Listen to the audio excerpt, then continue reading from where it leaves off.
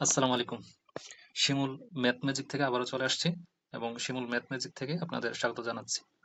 তো আজকে সমাজ সেবা অধিদপ্তরের ইউনিয়ন সমাজকর্মী পদের পরীক্ষার গণিত অংশের সমাধান নিয়ে আলোচনা করব। তাহলে 10 নম্বর অঙ্কটা খেয়াল করুন। কোনো বর্গের ক্ষেত্রফল 4 বর্গমিটার হলে এর পরিসীমা কত? তাহলে বর্গ ক্ষেত্রে পরিসীমার সূত্র হচ্ছে 4a, অর্থাৎ 4 ইন্টু 1 বাহুর দৈর্ঘ্য। তাহলে এখানে ক্ষেত্রফল হচ্ছে একটা বর্গক্ষেত্র, যদি আমরা বর্গ যদি আঁকি যে বর্গের ক্ষেত্রে প্রত্যেকটা বাহু সমান হয়, তো প্রত্যেকটা বাহুকে যদি আমরা এ ধরি, তাহলে ক্ষেত্রফলের সূত্র হচ্ছে দৈর্ঘ্য গুণ প্রস্থ, অর্থাৎ এ ইন্টু এ, বাহু স্কোয়ার, তার মানে হচ্ছে এ স্কোয়ার। তো এ স্কোয়ার সমান হচ্ছে 4 দেওয়া আছে, এ স্কোয়ার সমান হচ্ছে 4, তাহলে এর মান হচ্ছে √4 মানে হচ্ছে 2, এর মান হচ্ছে 2। তাহলে পরিসীমার সূত্র যেহেতু 4a, তার মানে 4 ইন্টু 2 সমান হচ্ছে 8। তাহলে 10-এর আনসার হচ্ছে ক। 10-এর আনসার হবে ক, 8 মিটার।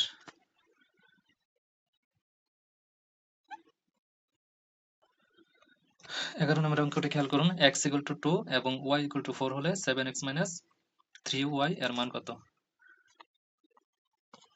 তাহলে 7x - 3y, যেখানে x এর মান হচ্ছে 2 মাইনাস 3 ইন্টু y এর মান হচ্ছে 4, তাহলে 7 দ্বিগুণে 14 মাইনাসে 3 12, বিয়োগ দিলে হবে 2। তাহলে আনসার হচ্ছে 11-এর আনসার হচ্ছে ক।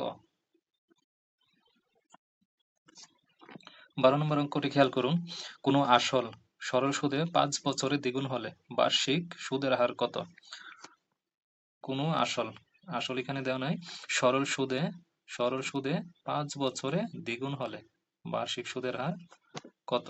তাহলে ধরে নিই আসল হচ্ছে পি, ধরে নিই এখানে আমরা ধরে নিই আসল পি, আসল সমান হচ্ছে পি। তাহলে 5 বছরে যেহেতু দ্বিগুণ হবে, তাহলে সুদে আসল হবে 2p, সুদ আসল হবে 2p, সুদ আসল এ সমান হচ্ছে 2p। তাহলে মুনাফা কত হবে? মুনাফা আই সমান হবে সুদ আসল থেকে আসল বিয়োগ দিলে পি থাকে। তো সময় দেওয়া আছে এখানে, এন দেওয়া আছে এখানে হচ্ছে 5 বছর। তো আমাদেরকে বের করতে হবে সুদের হার, বার্ষিক সুদের হার, আর এর মানটা আমরা জানি আই সমান হচ্ছে পি এন আর বাই হচ্ছে 100%, যেহেতু বার্ষিক সুদের হার। তো আই এর মান হচ্ছে এখানে পি, আয়ের মান হচ্ছে পি, আর এদিকে হচ্ছে আসল হচ্ছে পি, আর সময় হচ্ছে 5, আর হচ্ছে বের করব, নিচে থাকবে 100। তো এখান থেকে পি পি কাটা, তাহলে এখানে থাকলো 5r সমান হচ্ছে 100। এদিকে 5r, এদিকে 1 আছে, মনে মনে গুণ হবে, আর এদিকে 100 গুণ হবে। তাহলে আর এর মান হচ্ছে 5 দিয়ে 100 কে ভাগ দিলে হচ্ছে 20, তাহলে আর এর মানটা হচ্ছে 20%। তাহলে আনসার হবে 12-এর আনসার হবে ক।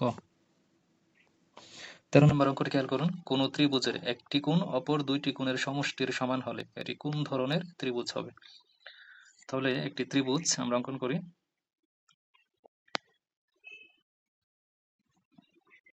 বলছে কোন ত্রিভুজের একটি কোণ অপর দুইটি কোণের সমান হলে, তাহলে আমরা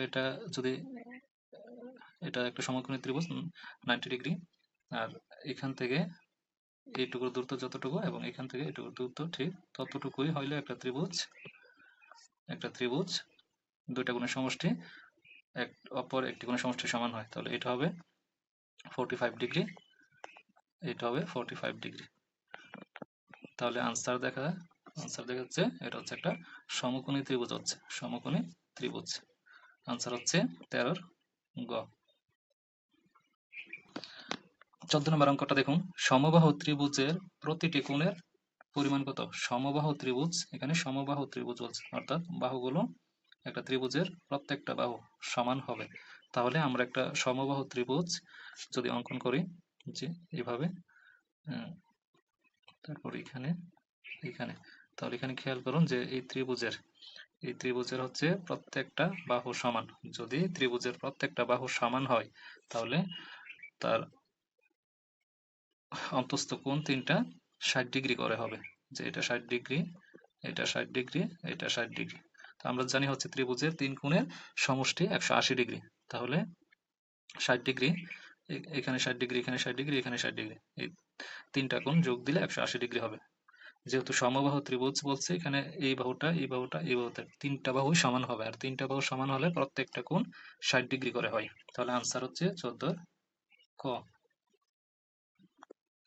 15 নম্বর অঙ্কটি খেয়াল করুন। দুইটি কোণের সমষ্টি 90 ডিগ্রি হলে প্রত্যেকটি কোণের মান কত?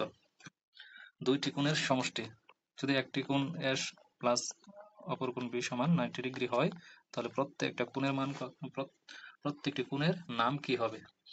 তো আমরা জানি যে দুইটি কোণের সমষ্টি 90 ডিগ্রি হলে প্রত্যেকটি কোণের একটি কোণকে অপর কোণের পূরক কোণ বলে। তাহলে আমি যদি বলি যে অ্যাঙ্গেল এ কোণের পূরক কোণ কত? অ্যাঙ্গেল এ কোণের পূরক কোণ হচ্ছে অ্যাঙ্গেল বি, অথবা অ্যাঙ্গেল বি কোণের পূরক কোণ হচ্ছে অ্যাঙ্গেল এ। প্রশ্নটা এইভাবে না আসে, অন্যভাবে এসে থাকে যে ধরেন 70 ডিগ্রি কোণের পূরক কোণ কত হবে? তো 70 ডিগ্রি কোণের পূরক কোণ কত হবে, অর্থাৎ 70 এর সাথে কত সংখ্যা যোগ দিলে 90 হবে, সেটা হচ্ছে তার পূরক কোণ। তাহলে 70 এর সাথে হচ্ছে 30, 20 যোগ দিলে হচ্ছে 90 ডিগ্রি হয়। তাহলে 20 হচ্ছে 70 ডিগ্রির পূরক কোণ। আবার যদি মনে করেন দেওয়া থাকে যে 20 ডিগ্রির পূরক কোণ কত হবে, তাহলে 20 ডিগ্রির পূরক কোণ হচ্ছে 70 ডিগ্রি। এরকম করে যদি দেওয়া থাকে 60 ডিগ্রির পূরক কোণ কত, তাহলে 60 ডিগ্রির সাথে যত যোগ দিলে 90 ডিগ্রি হয়, অথবা 90 ডিগ্রি থেকে 60 ডিগ্রি বিয়োগ দিলে যত হয়, তার মানে হচ্ছে 30 ডিগ্রি। তাহলে আনসার হচ্ছে 15 এর খ।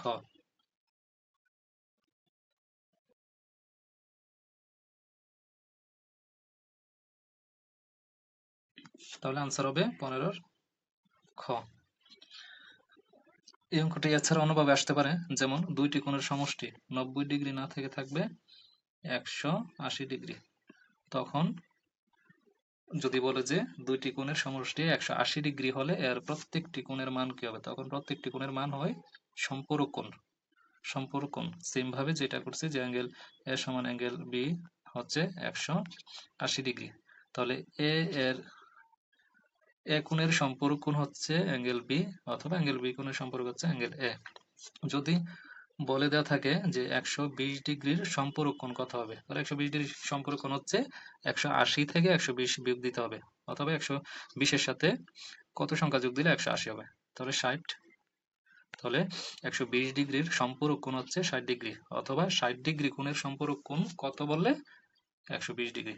তো প্রশ্নটা এইভাবেও আসতে পারে, খেয়াল করবেন। তো সরল কোণ কাকে বলে? সরল কোণ হচ্ছে 180 ডিগ্রি কোণকে সরল কোণ বলে।